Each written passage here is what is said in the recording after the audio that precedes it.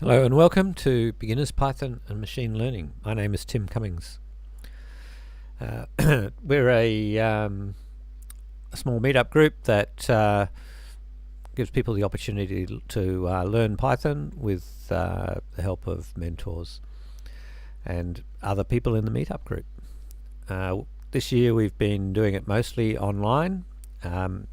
However, in a couple of weeks, on the 18th, we'll be going back to an in-person venue in Brisbane City, so in the Queen Street Mall at the Brisbane Business Hub. So if you want to try one of our meetups in person, please RSVP to that one. We've put a limit of 20 people on it at the moment. We'll probably also be doing that one online as well, so that if you can't make it, you can still follow along. Alright, so we've been going on Tuesdays. The first Tuesday of every month we've been doing a session for absolute beginners, and that's tonight. So this is designed for people who've never seen Python before, and so really any question is good. We'll be listening to questions on the YouTube chat, so you can just put your chat questions in here.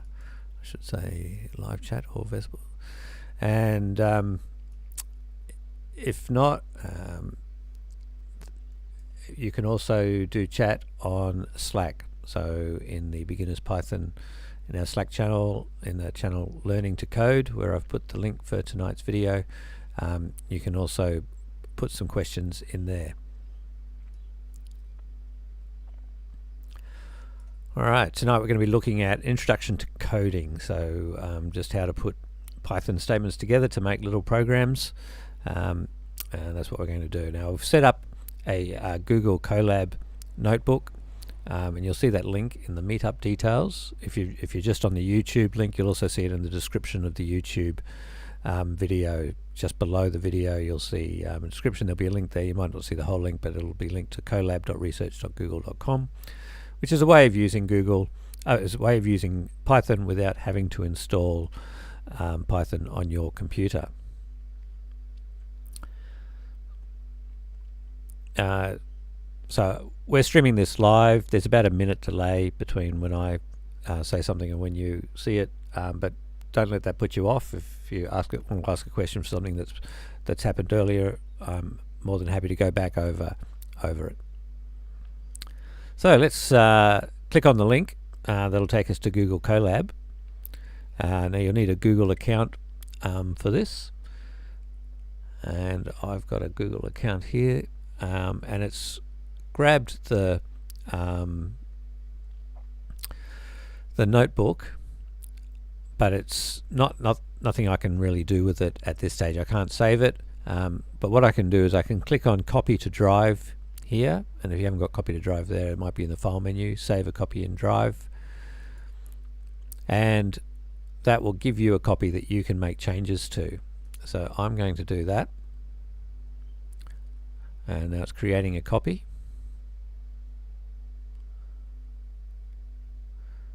Alright, now I'm going to give you this link as well, so if you need anything that I've typed, you can go to this link. This is the new one that I've copied, but really you should be fine if you just use the original link that's in there. So let's see, anyone with the link can view it. Copy the link, and I'll put this in. So here it is going into YouTube chat. If you don't see it there, then that's probably YouTube censoring me, but I'll definitely put it into the Slack channel as well.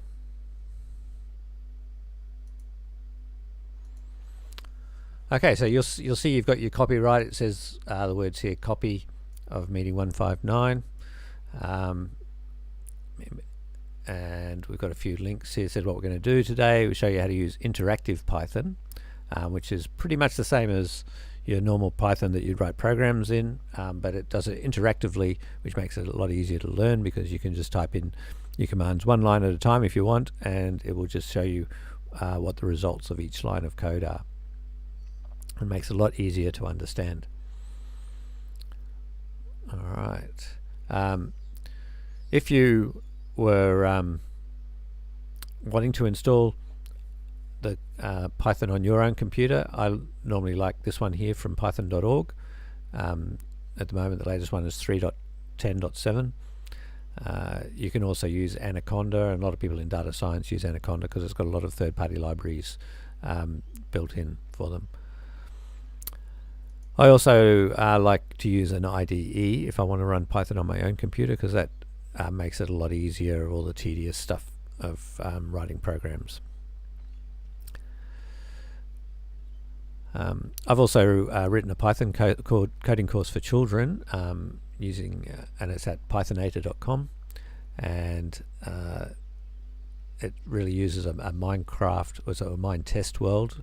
I moved it from Minecraft to Minetest because the licenses for Minetest are free, and it looks just like Minecraft, and you can build things in Minetest using Python programs, so that's a lot of fun. Alright, so let's have a look at interactive Python. This notebook here, you see, is a bunch of cells. We've got a bit of text that we've just been reading through, a bit of headings and text, and now we come to these grey cells, and they're our code cells. And if you see, if I hover here, I can add another code cell or another text cell. So all the ones above have been text cells. Now we're getting into some code cells, and you can just put in any that you like.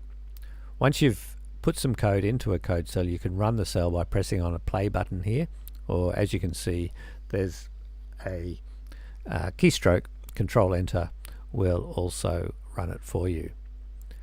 Now let's start with some really simple Python commands. In fact, well, so simple they don't do anything. These are called comments. So anything that starts with this hash symbol, that's a comment, and you'll see that Collab has color coded it in green. So it's just text that we've written here that you can read, and the only thing there that doesn't have a hash is this question mark, and this is a feature of interactive Python, which is help. And so help is it's always good to know where to get help. So let's run this cell by clicking on the play button and see what it does. It's going to skip over the comments because they don't do anything. It's just for you to read, and then it'll call up this question mark, which will do the help for us. Now the very first one we run is going to be slow because it's got to set up a whole computer for you at Google so that you can run your code. And now that it's connected, it tells you how much RAM you've used and how much disk space they're going to give you. And here's the help that's popped up over here on the right, and it tells you how to use interactive Python. Alright, now I'm just going to close that for now. And let's move on to the next cell.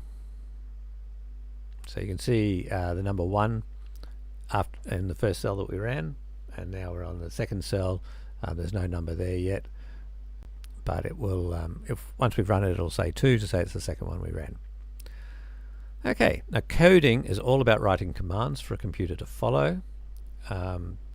So let's write in a command print the number 5. So print is a Python function actually, and so we're going to call this function, and the function is going to display the number 5 to the output. So let's run that, and there we can see the number 5 has shown up. Now this print 5, that would work in normal Python, or it would work in, or it works in interactive Python, IPython. That is what we're doing here. Now because we're in IPython, we don't even need to put the print in. We can just put what we want to display, and it will display it. So for example, I can put 4, and if I run that by clicking on the play or Control Enter, and it displays 4. That won't work in your normal Python console. Sorry, that won't work in your normal Python. It'll only work in interactive Python or Python console. So in fact, most of the time I think I'll probably use the full version that will work on both Pythons. Okay, now if you want to do two commands, you can just put them on separate lines and it'll run through them sequentially. So I could do 4 and 3, print 4 and 3, and it just prints them each on their own line. So it's just run this command first and then this command second. Now we are using interactive Python here, but it only displays the result of the last line. So if I do 2, 1, it's only going to do the last line, which is 1. So this is another reason why I'll probably stick with the full versions.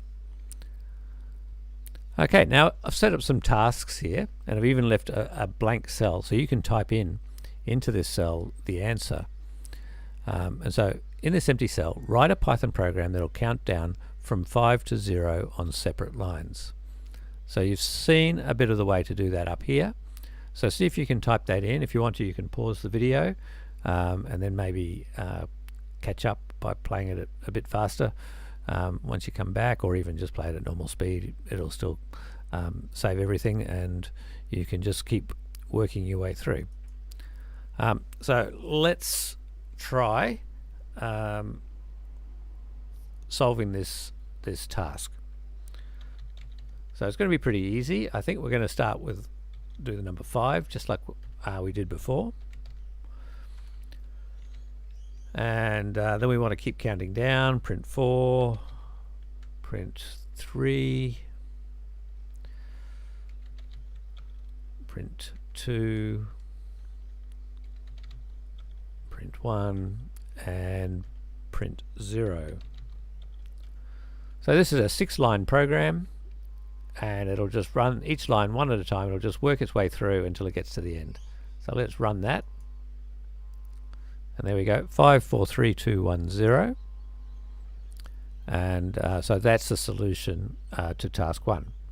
Now, I've provided a solution here as well, already for you, so you don't even have to type it. You can just run this. This one solves it slightly differently, just to show you some extra features that are available in Python. And the feature that we're showing here is if you didn't want to use numbers but you wanted to use words, how would you print them out? And the way you do that is you store them in these text strings, and you tell Python it's a string by putting quotation marks around it. So in this case we've put double quotes at the beginning and the end of the text string, and that'll be what gets printed out. So let's run this, and it's printed solution 1 counting 5, 4, 3, 2, 1, 0.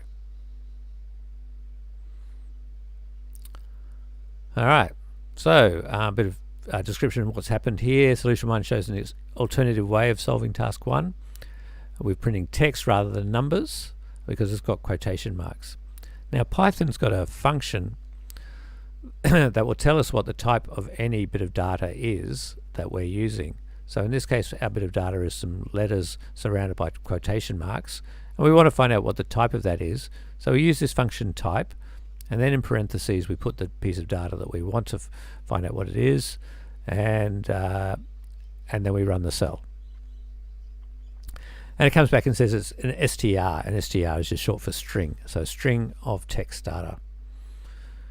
Now if we did the same sort of thing without quotation marks, so just 1, 2, 3,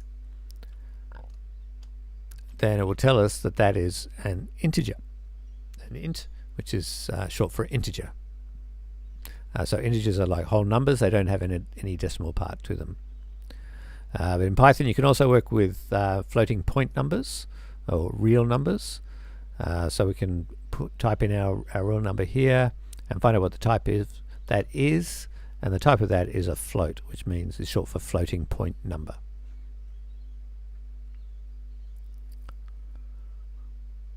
Alright, now this interactive Python is quite fun. You can do lots of stuff with it, like you can use it as a calculator, and you can use arithmetic on the numbers.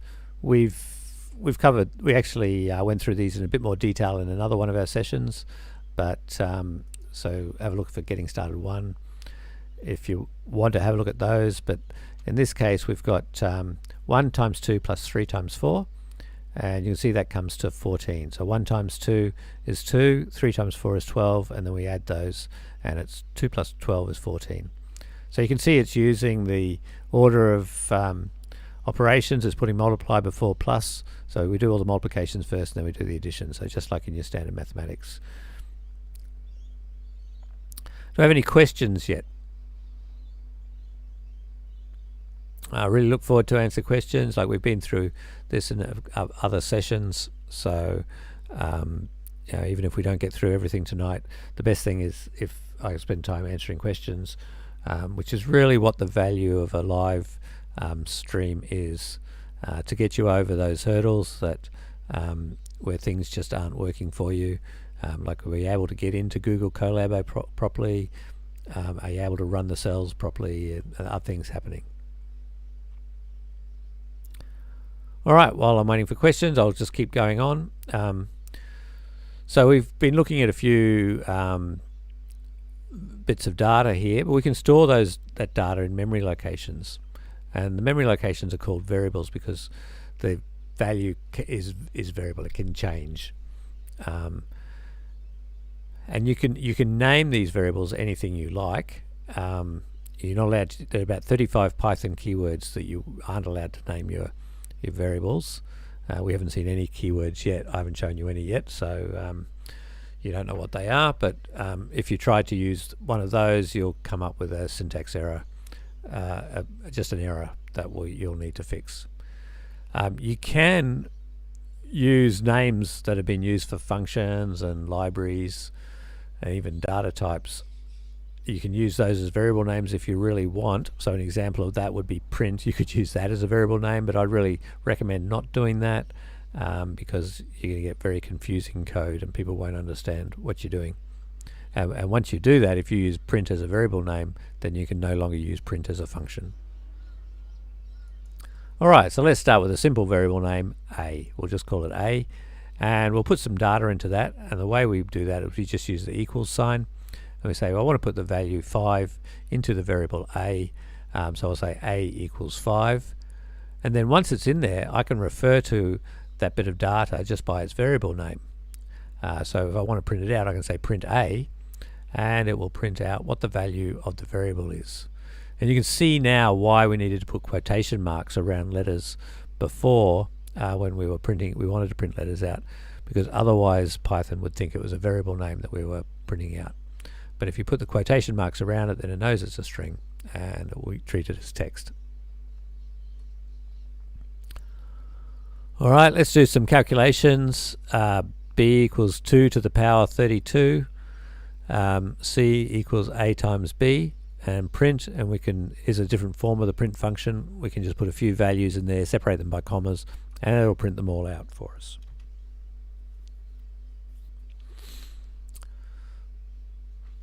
And there we go. Printing A is 5, B is 2 to the power 32, which is 4 billion and something. So that's that's really the maximum amount of memory you can have in a 32-bit computer. So that's how you calculate that, which is 4 gigabytes. So if you want to have more than 4 gigabytes of RAM in your computer, that's why you need to go to 64-bit, which is why all the operating systems is now 64-bit. We can multiply A times B and store the result in variable C. So 5 times 4 gigabytes is your 20 gigabytes. Okay. Now, here we go. Programming would be very cumbersome if we had to type a line for every command we wanted to execute. So what we can do is, if we want to do similar commands over and over again, we can put them into a loop. And the loops start with things like while or for, and these are Python keywords, while and for. And here's an example down here of using a for loop, and you can see that Google Colab is even color-coded for in this purple color because it's a keyword that we can use.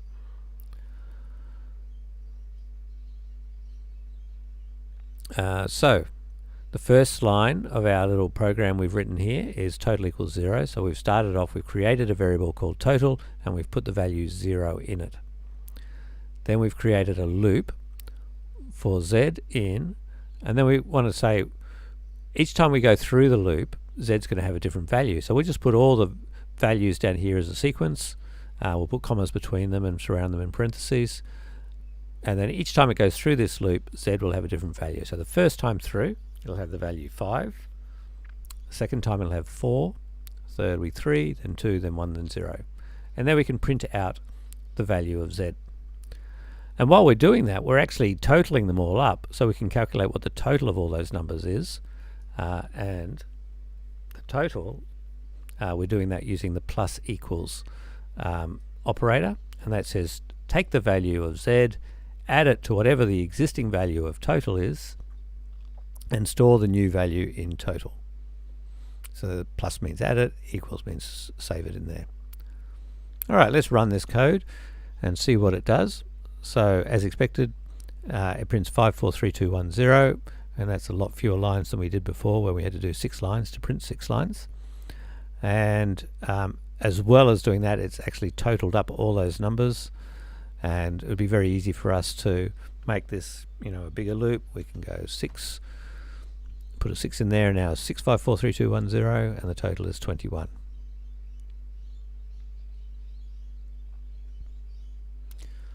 You can see using this print, we've printed out some text here, and we've printed out a variable, and that's a good way of describing what is the value that's come out. So the total of the numbers above is, and then we say total, and then when it prints, it actually prints the number 21. Alright, task 2.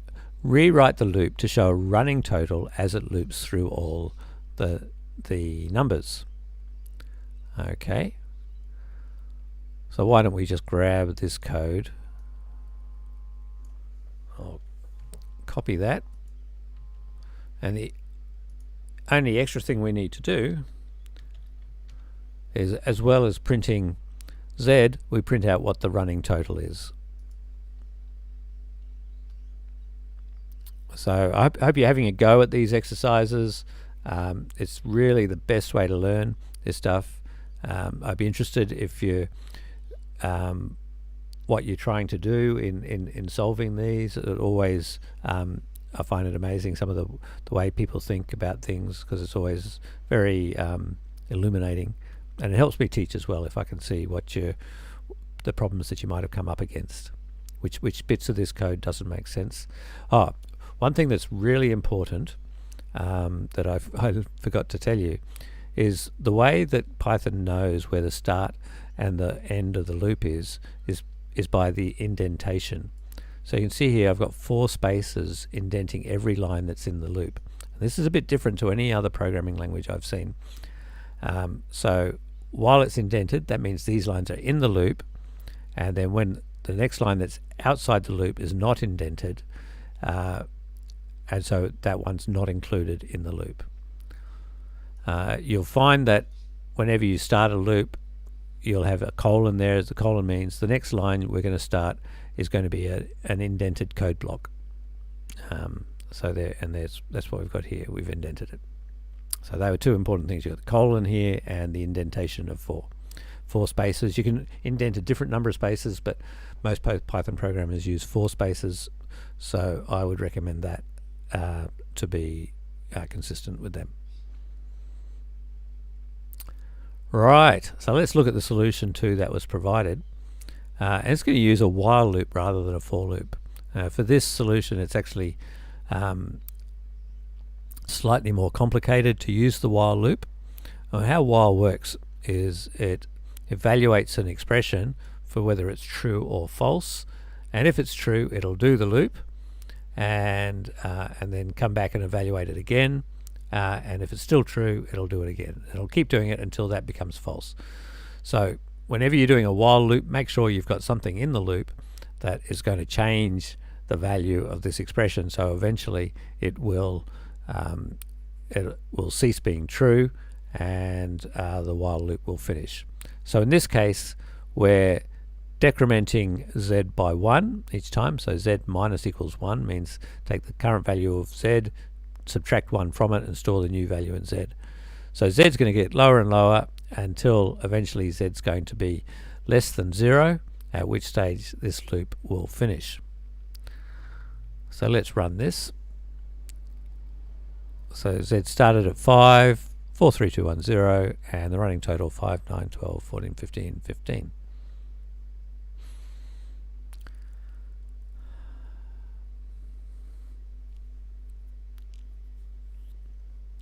Alright, write a loop which counts up from 1 to 5 and displays the factorial of each number as it goes.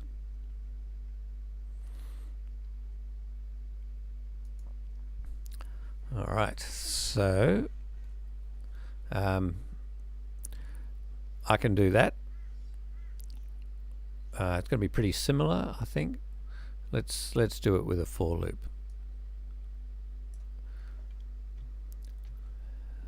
So we'll just copy an existing for loop. So we've got a variable called total here. We could just leave it the same, but let's rename it so it makes more sense to other people. So let's say the factorial, and we're going to start it with 1.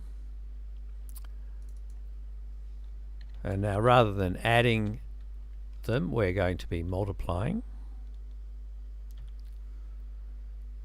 And we can print factorial.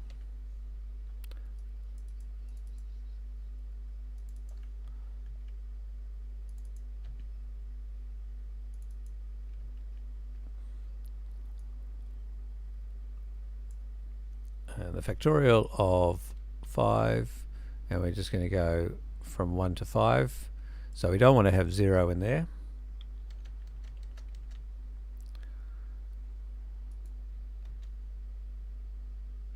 So we've got 1, factorial of 2 is actually 2, factorial of 3 is 6, factorial of 4 is 24, factorial of 5 is 120, the factorial of 5 is 120.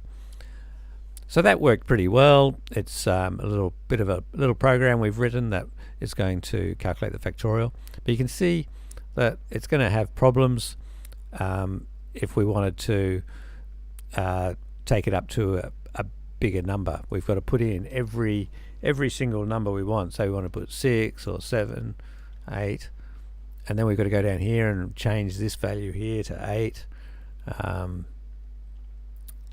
then we run it, and the factorial of 8 is 40,320. So it's not very flexible, but it does work. So let's have a look at another way of doing it. In this solution, we're using the range function, and range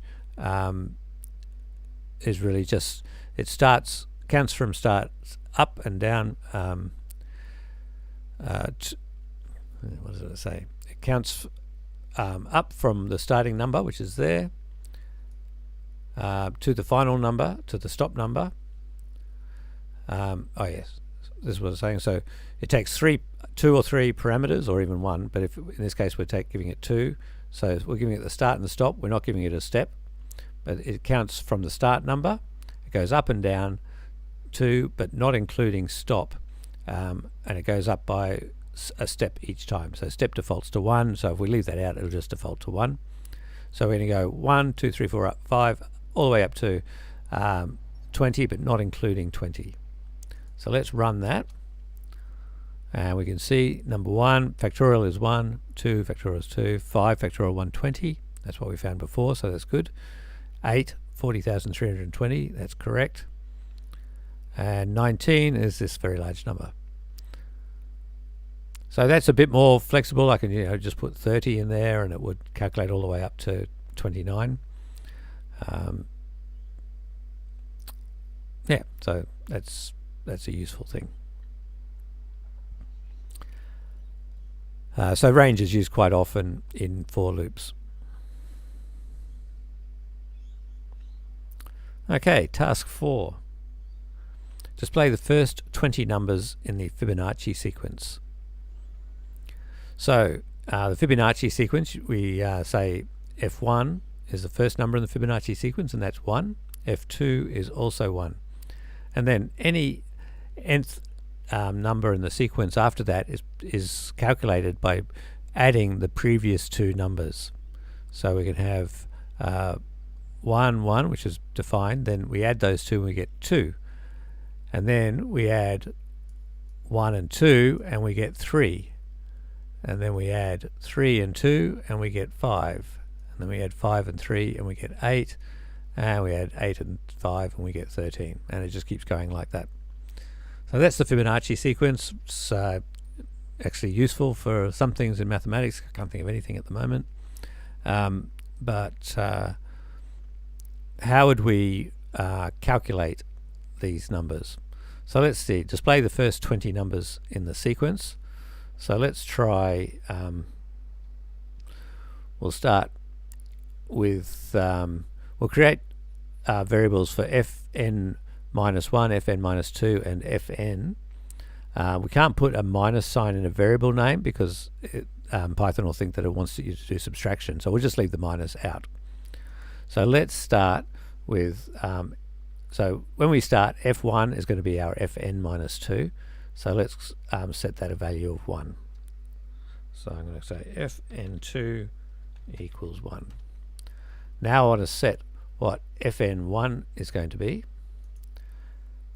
And similarly, that's going to be 1. So the fn1 is, so in this case, n equals 3. fn minus 1 is f2, and that's going to be value 1. All right, now we want to find 20 numbers, so let's just do the loop 20 times. So I can just put the stop value, that'll do it 20 times. It'll go from 0 to 20. And each time we go through, we calculate fn equals fn minus 1 plus fn minus 2. Okay. fn minus 1 plus fn minus 2.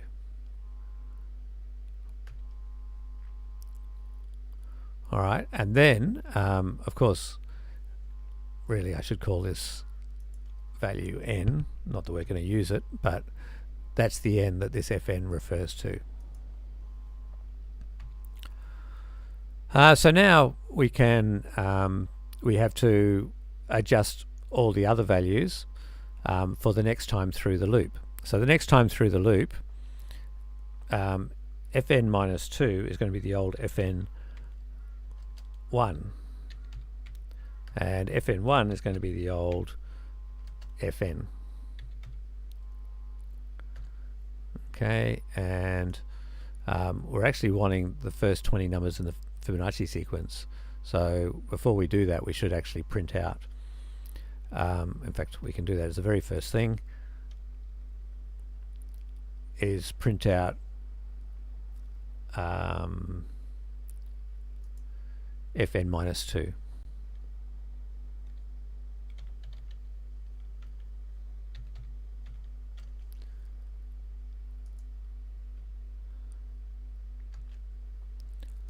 All right. So by printing fn minus 2, it gives us this one, and then the next time through, fn minus 2 is actually equal to that value that's been put into fn2. And by the third time we get through, it'll be fn, which was the addition of those two loops beforehand, 2, 3, 5, 8, all the way up to 6, 7, 6, 5. So that was a little bit complicated of where the data was going, but it did give us the Fibonacci sequence. So are there any questions about that? This n really is not n, I should say we wanted to go through 20 times, but the first time we went through is actually n equals 3. So I really wanted to go from n equals 3 to 23, and even though we calculated fn, we weren't displaying it, we were only displaying fn minus 2.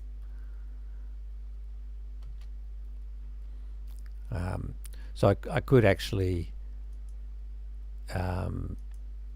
print the value of n minus 2 here along with what fn minus 2 is. So 1, 2, 3 up to 20, and that's the first, the second, the third, the fourth, the 10th, the 19th, the 20th. Alright, so let's have a look at the solution. Now this is a very clever thing that Python can do.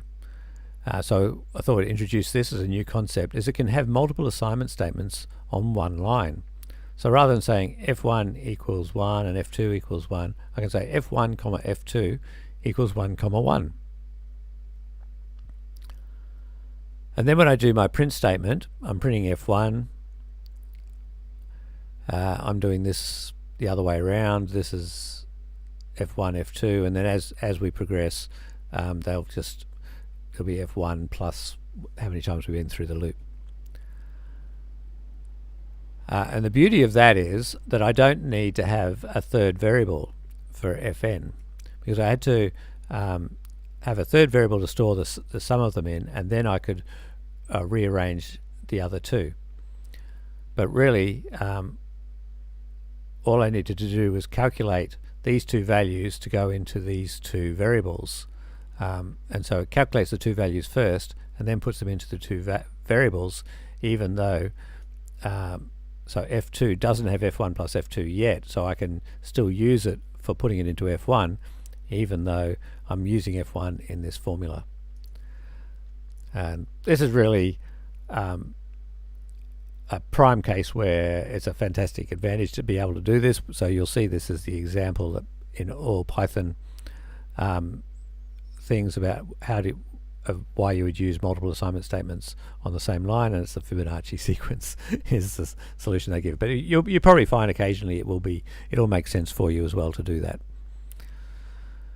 All right, there they all are. I've done a few interesting things here. I've printed it all on one line rather than a new line each time. And the way I've done that is I've used a print option saying the end, rather than the end of the line being a new line, I want it to just be a space. And so it'll print spaces after each one. But then I needed to have a print statement at the end where the end was a new line so that it closed off that line.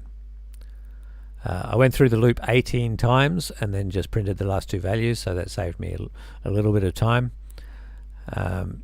because I had them. So I was printing out the first one to start with, and then I still had two left over that had been calculated but not displayed up until then.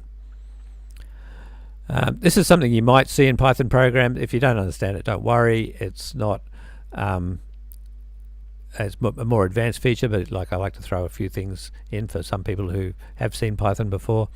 This is using underscore, which is actually a variable name. And you do that when you're writing Python code if you're saying this is a variable, but I don't care what the value is. So I'm not going to give it a name. It's just going to be my loop value. So it just makes sure that a loop's gone through 18 times, but I'm never going to use it, so I'm not going to give it a real name. So I just call it underscore. And that's what that means, but there's no harm in giving it a proper name like I did. All right, task 5, countdown in steps of 2.25 from 10.5 to -3 inclusively. All right, now you might want to try to use the range function to do that. You've got a start value, you've got 10.5 as a start value, -3 is the stop value, and we've got a step value of 2.25 going down. But the problem is range can't work with floating point numbers. It can only work with integers. So if we were going to do that, we could use a while loop to do this. So let's say we're going to start equals 10.5. In fact, I don't need to say that. We'll have our counter equals 10.5.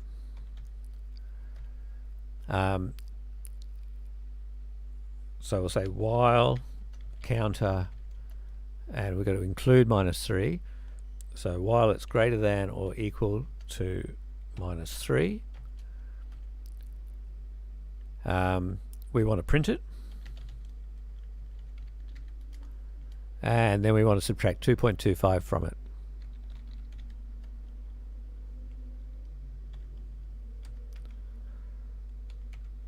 All right, so this should be using stuff that you've all seen before. So you should be able to come up with this solution. So there we go, 10.5, 8.25, 6, 3.75, 1.5, minus 0.75, minus 3. So that's done exactly what the task required of us. Let's have a look at the solution. Well, that is a solution. Solution 5 provided shows a slightly different way of doing that. We could work out what the lowest common denominator of all those three numbers are. So in this case, 10.5, minus 3 and 2.25. We could make them all fractions with the lowest common denominator of 4. And then we can convert them all to integers and then divide by the lowest common denominator and print them out. And then we can use the range function. And we get the same answer, 10.5 down to minus 3. So that's just another way of doing it. I've introduced format strings here. So when you put double quotes around some text, it'll think it's just text. But if you put an F outside the front double quote, it'll say it's a format string. So it'll look for these curly braces in there, and anything in curly braces, it'll now evaluate like a variable and actually apply formats to it. So the format the variable that we've decided to print is the value of x divided by the lowest common denominator. So that's the integer divided by 4. And we're going to format it so that it's 7 characters wide, shows 2 decimal places, and it's a floating point number. And that's how it looks when it comes out, which is a lot neater than what I had before. You can see that the decimal point is now lined up. If any of these calculated to more decimal places, they would be trimmed down to 2, rounded down by this 0.2f. So that's a useful thing. If you see F strings, they're used for formatting numbers and values in data.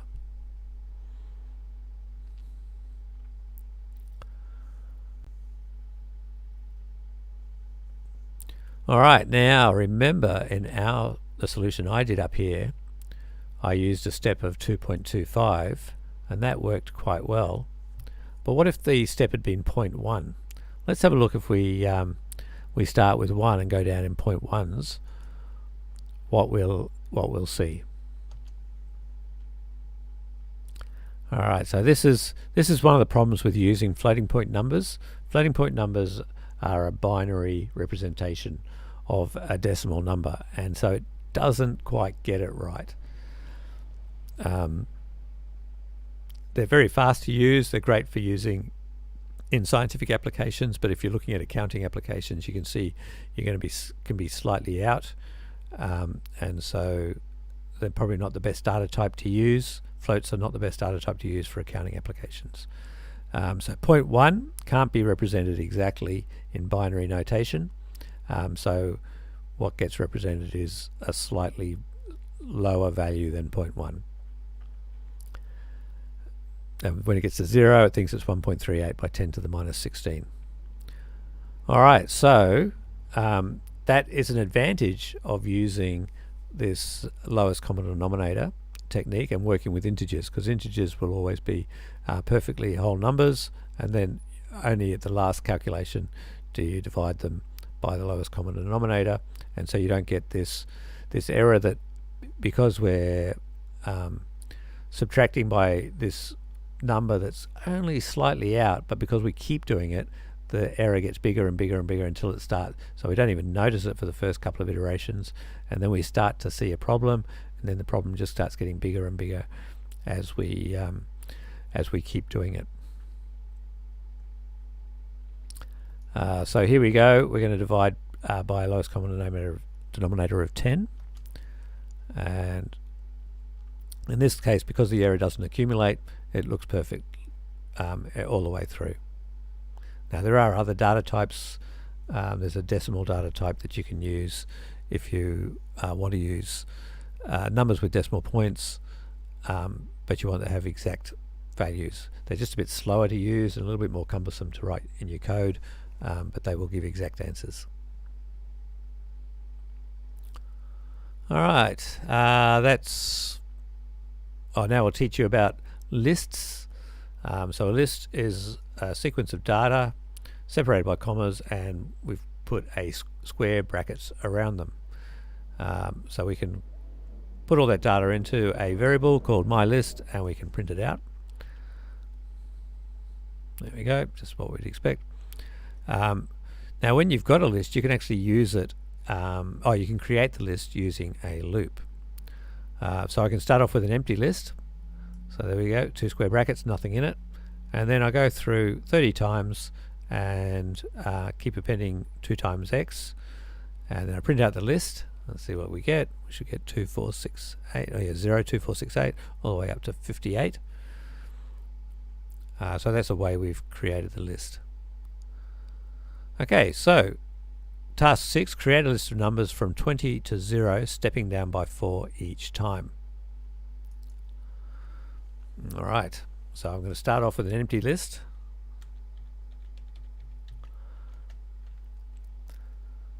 I'm going to go through a loop that uses a range function. So for n in range, so I want to go from 20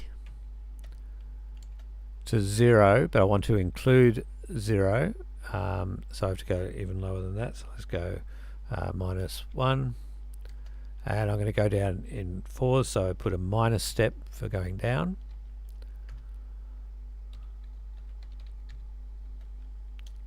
And I'll append that value. Then I can print out the list. You can see Google Collab's giving me help as I'm typing to tell me what the next thing is that I can enter.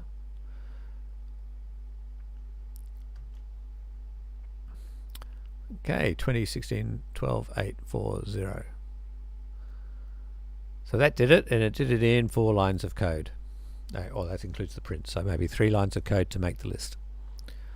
Now here's a solution that's provided.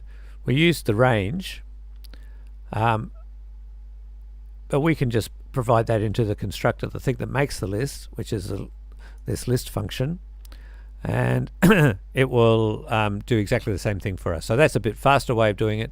If you want a list of all the numbers, you can use the range function to create what's called something that's iterable, and anything that's iterable can be used to in a list constructor.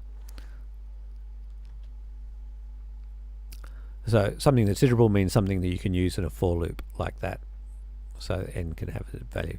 So that was a quick way of doing the same list.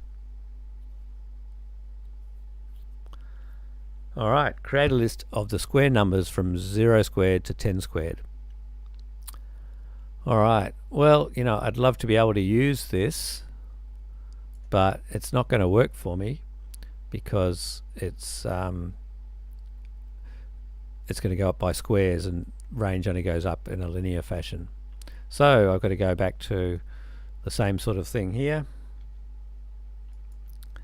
I've got to do my loop. I'm going to go this time from 0 up to 11 because I want 10 to be the last one in the loop, and then I can append n squared, or n times n. And so there they are, 0, 1, 4, 9, all the way up to 100. Alright, let's have a look at the solution. How are you going with these tasks? Are you managing to solve them yourself? So, and there's nothing wrong with doing it the long way, because sometimes the long way can be clearer. And you know, when you're writing code, you should put comments in and try to make your code really clear as to what you're trying to achieve, so that other people reading it, even yourself reading it later, can understand what it is this bit of code's trying to do. And that really helps when you're trying to debug code and work out if it's doing the right thing or the wrong thing. Alright, so solution 7 is using a thing called list comprehension. Because these lines of code were so common in Python code, they decided to make a way of putting those 3 lines into 1 line, and it's called list comprehension. So you take the bit that you're going to append first, and you put that there. This is all in square brackets for your list. So n times n, that's the same as I to the power 2. Then you put your for loop for n in, for I in range 11. There we go. Oh, in fact, I didn't need the 0 there, but that's fine. And so that gives us the same thing in one line. Now, list comprehension is not usually a thing a absolute beginner would be jump straight into using, but if you want to really show off to your friends that you understand list comprehension, then I thought I'd show it to you so that they can think that you're just a genius after one day of learning Python. All right, task 8, create a list of tuples. So tuples are like lists, but they, rather than having square brackets around them, they've got curved brackets or parentheses. And so we want to create a list of tuples. Each one has got an I and an I squared for I from 0 to 10. All right. Well, I was just going to do exactly what the solution here is. I'm trying to think of I could do it the long-winded way for now, and then we can look at the list comprehension way and see how it happened. Let's get rid of the 0. We don't really need that because the 0 is the default start. Now we want to append and we want to append a tuple. So a tuple we do by putting parentheses around it, and we want to do an n and then n squared. So there's our list of tuples: 0, 0, 1, 1, 2, 4, 3, 9, 4, 16. Is that what we're asked for? Yes. And similarly, that's how you would do it with list comprehension. You probably could have done that straight off because there's really nothing new there apart from tuples, which I explained to you how they work. So let's check that we get the same answer. We did. All right, conditionals. So when you're writing code, you sometimes want to branch your code off and do one bit of code if something is, if one condition is satisfied, and another bit of code if another condition is satisfied. So we're going to look in this example at the condition of is the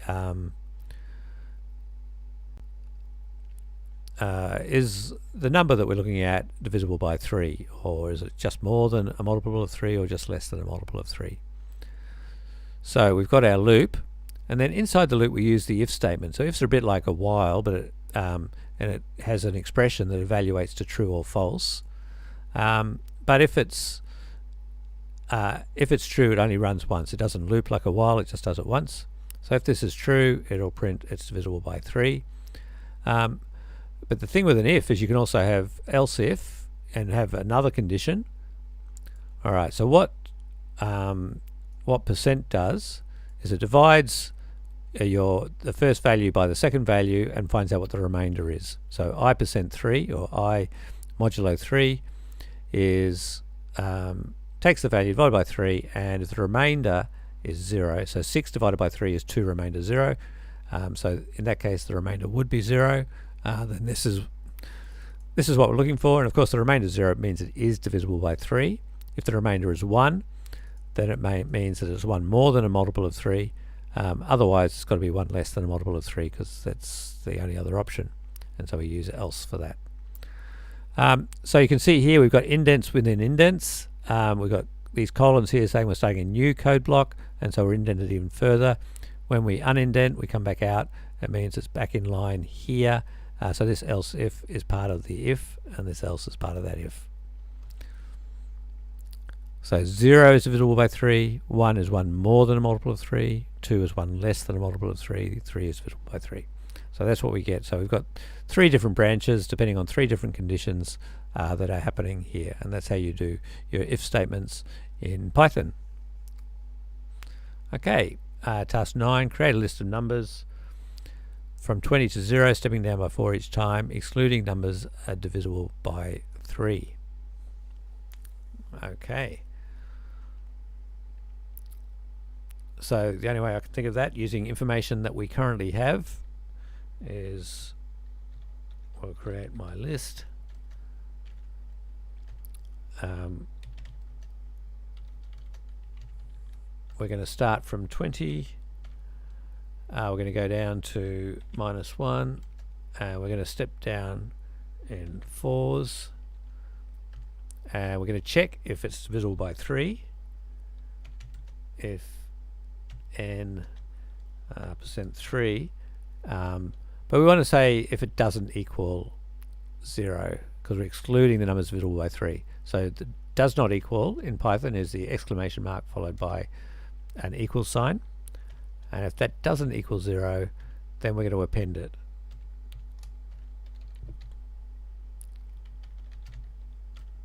To our list.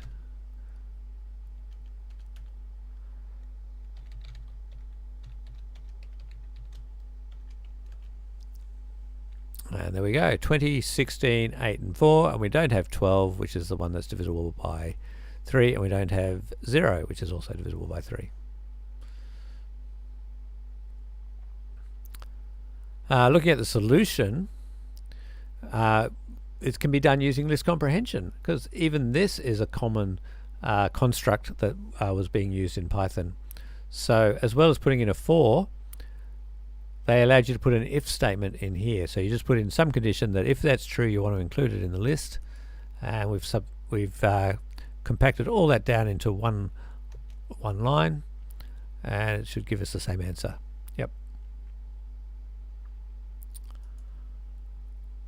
All right. Now I'm going to show you. We've looked at our variables before. We've stored integers, floating points, strings, lists, tuples, all in variables. You can even store range objects in variables, so that's pretty interesting.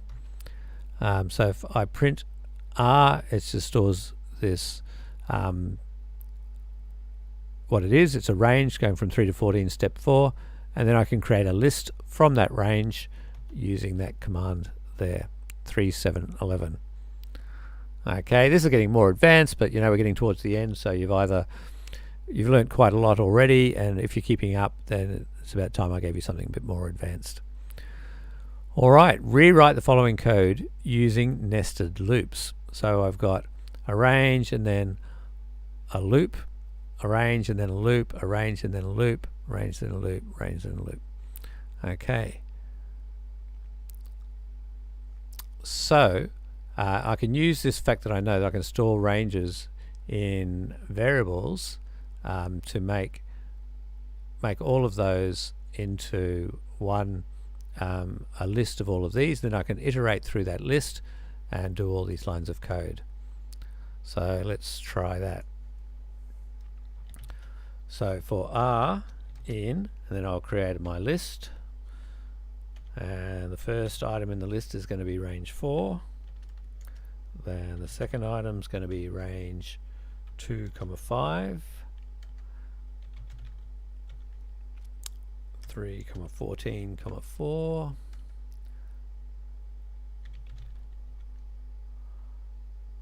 12, 3, -3,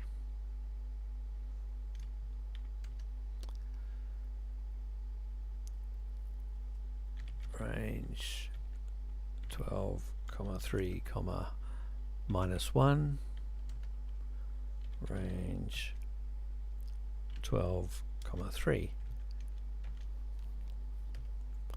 So every time I want to do that, then I want to loop through each of those. So I can just copy that.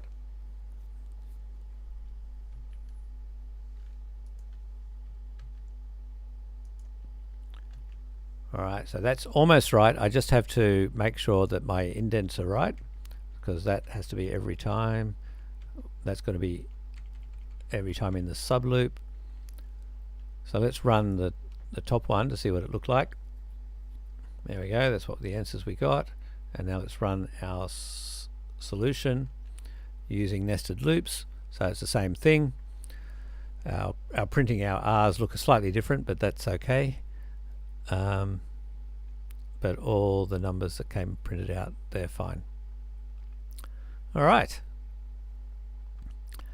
And I've got a solution provided here, and I'm getting quite advanced now, but this is just for fun. So rather than storing a list of ranges, I can store a list of just the arguments to the range. So, and I've stored it as a tuple of lists of values. So each one of these is going to go into my range function, each time I run through this loop, range args is going to be one of these. So 4 or 2, 5.